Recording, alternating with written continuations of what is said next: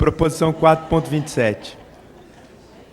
O parágrafo 6º do artigo 26 da Lei 6.766 de 79, com a redação dada pela Lei 9.785 de 99, aplica-se aos compromissos de compra e venda posteriores ao loteamento, desde que referente ao mesmo imóvel. E o que diz o parágrafo?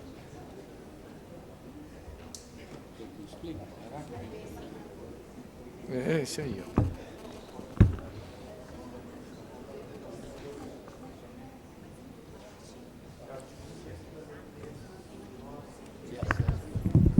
Deixa aqui. Ministro, pela ordem. Tens aí? Tem. Pois não. Boa noite, Ivanildo Figueiredo, sou professor da Universidade Federal de Pernambuco e tabelião público. Também discutindo a questão em causa própria, por envolver, né, o problema da escritura pública. Não é o primeiro. Obrigado. O parágrafo 6º do artigo 26 da Lei 6766, que é a Lei de Loteamentos, ela diz: os compromissos de compra e venda, as cessões e as promessas de cessão valerão como título para o registro da propriedade do lote adquirido, quando acompanhados da respectiva prova de quitação. O efeito desse dispositivo que está na Lei de Loteamento é garantir ao promissário comprador que, com a quitação, né, e o registro da promessa particular, já se transmita o direito real, ou seja, ele já seja proprietário, independentemente de escritura pública em solução da promessa. Isso foi considerado um avanço, né, já que facilita bastante o processo aquisitivo, dispensa um ato notarial, que é a escritura pública, mas está dentro do contexto de uma lei de loteamento, de uma lei que estabelece uma série de requisitos, princípios, exigências quanto à regularidade do loteamento, as certidões negativas, a idoneidade do loteador, vários aspectos de controle da regularidade que são realizados a partir da aprovação do loteamento, tanto na Prefeitura como registro no cartório de imóveis. Como está redigido esse dispositivo, ele vai muito além, né, da regra legal, que fala que, somente no caso do lote, especificamente, daquele loteamento aprovado naquelas condições, é que ficaria dispensada a escritura pública. Com essa redação, qualquer lote, posteriormente à edificação, à transformação em condomínio e outras modificações que possam existir naquele imóvel, né, não exigirão mais escritura pública. E, além disso, a questão de que é uma restrição, não uma restrição, mas uma negativa de vigência do artigo 108 do Código Civil, que estabelece que, não havendo norma em contrário, a escritura pública é essencial à transmissão dos negócios jurídicos relativos a direitos reais.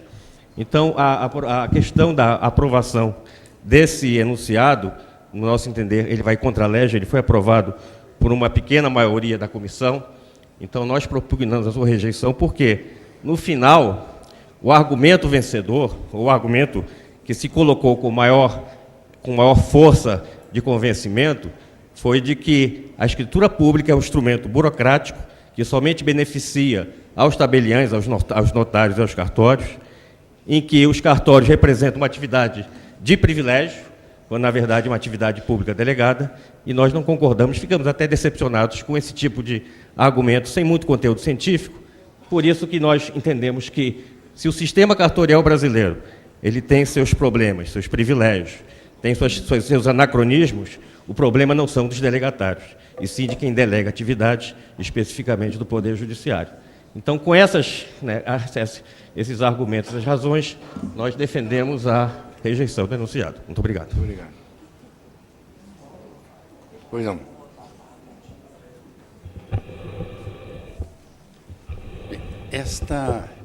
Este artigo... Bom, duas coisas que foram aventadas aqui, que eu acho que merecem impugnação. A primeira é de que a lei de 99, que introduziu, deu nova redação ao parágrafo 6º, acho que introduziu até o parágrafo 6º na lei de loteamentos, é uma lei que tratou de problemas amplos. Não foi só e exclusivamente de um problema ligado àqueles loteamentos em que aparece o poder público ou em entidades delegadas, como as coabs e tal. Era alguma coisa que dizia respeito à generalidade dos loteamentos. Introduziu este artigo, este parágrafo, onde mostrou a desnecessidade da segunda escritura nos casos de compromisso de compra e venda. O compromisso já foi registrado e aí, então, se completaria a transmissão da propriedade com a prova da quitação. Essa discussão vem muito longa no direito brasileiro. No projeto de código de Orlando Gomes, de 1965, já constava um preceito que dizia exatamente isto. Então, este parágrafo que foi acrescentado, realmente ele se refere a essa desnecessidade e se refere também, só que se refere a lote, como aqui o colega se referiu. Então, é só aquele lote. Acontece, então, vem aqui a discussão. O que é lote? Lote, como é um termo, como dizem os estudiosos da semântica, é um termo partitivo. Isto é, ele não tem um significado próprio. Ele não tem um significado, a essência dele, ele não tem a essência. A essência é só porque é um pedaço, uma parte. Por isso, partitivo. Ele participa do conteúdo, da realidade do objeto ao qual ele se refere. E no nosso caso, qual é que é?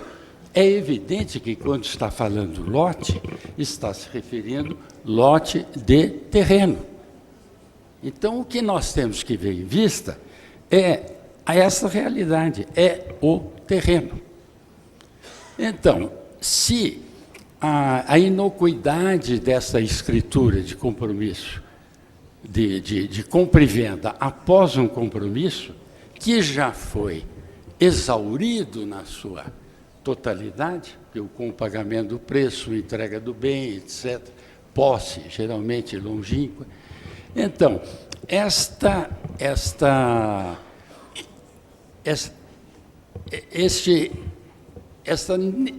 inocuidade dessa escritura já é algo que a comunidade jurídica aceita, convive e aplaude. Esta proposta de enunciado vem no sentido de prestigiar esse rumo que tem vindo na comunidade jurídica, comercial e também de ampliar o sentido social da lei, beneficiando o comprador, muitas vezes pobre, e que poderá adquirir a propriedade mediante uma simples averbação da quitação, do que com uma nova escritura que, a rigor, pouco não conduz a nada. E é também uma medida socialmente conveniente, inclusive para o mercado, porque facilita a forma de transmissão da propriedade imobiliária. Então, por esse motivo, é que se entende que a proposta merece aprovação. Eu quero lembrar aos colegas que a hora já está adiantada. Os meus colegas de mesa disseram que nós estamos debatendo aqui as proposições mais do que nas comissões, quando o objetivo, na verdade, era trazer o enunciado, um falar sim, outro falar não, e votamos. Então, eu estou fazendo um apelo para que, doravante, como ainda temos algumas dessa mesma comissão e outras tantas da Comissão de Família, que tenhamos apenas 2 intervenções, uma a favor e uma contra, nos limites de tempo dos 3 minutos. O senhor, como presidente da comissão, que foi extremamente rigoroso lá, podia fazer esse excesso aqui. Mas, bom, eu gostaria... Então, eu estou, nesse momento, abrindo um voto, uma explanação aqui e uma explanação acolá, e encerramos para a votação. Pois não? Bom, o grande problema que existe nessa proposição é que esse compromisso de compra e venda, originalmente detalhado no artigo 26, ele encontra uma cópia dentro do cartório de registro de imóveis. Então, a garantia de registro dada pelo compromisso de compra e venda é a paridade entre o compromisso apresentado e o compromisso já registrado dentro do projeto de loteamento.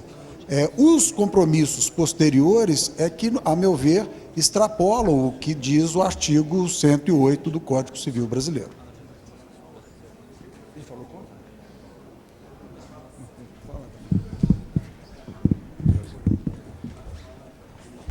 É também pela rejeição do enunciado, por alguns motivos. Alô? Parou de funcionar? Não. Por alguns motivos. Primeiro, o artigo 26 da Lei de Loteamento Urbano, ele estabelece que para o empresário que faz o loteamento, que a compra e venda dos lotes pode ser por escritura pública ou por instrumento particular, promessa de cessão, enfim. E o parágrafo 6º apenas qualifica que, quando for por instrumento particular, deve ser acompanhado da prova de quitação, não é?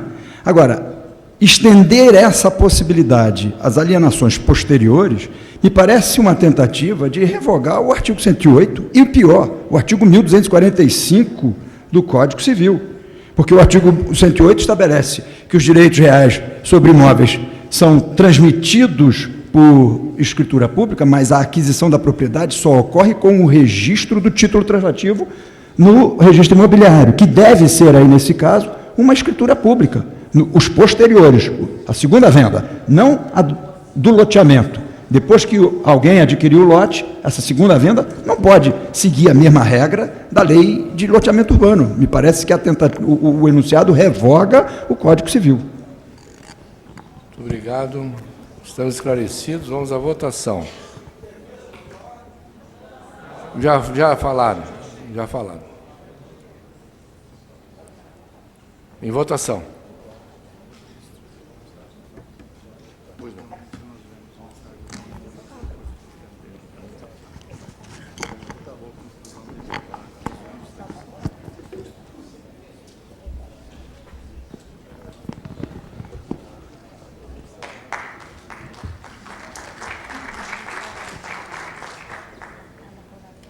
Rejeitado.